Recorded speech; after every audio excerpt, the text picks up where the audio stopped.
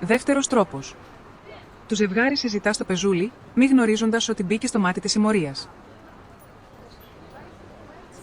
Στο σημείο πλησιάζει νεαρός άντρας και κάθεται σε κοντινή απόσταση.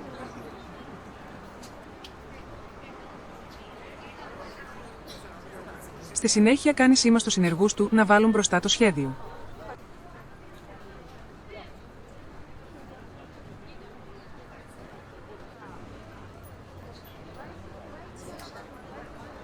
Κοντά στο ζευγάρι, οι δύο συνεργοί θα ξεκινήσουν έναν ψεύτικο καυγά για να στραφεί η προσοχή πάνω τους.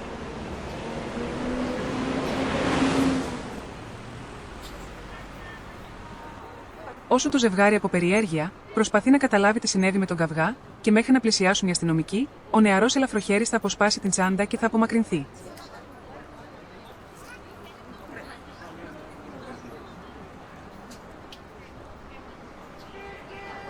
Ο υποτιθέμενος καυγάς θα λήξει, χωρίς συνέπειες, και όλοι οι κλέφτες θα αποχωρήσουν προς διαφορετικές κατευθύνσεις.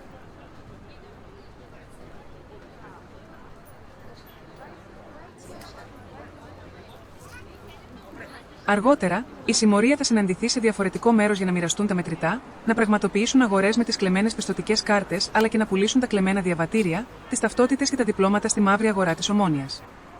Εν τέλει, η συμμορία θα ξαναβγεί στην πιάτσα για να εντοπίσει νέα θύματα και να διαπράξει και νέες κλοπές.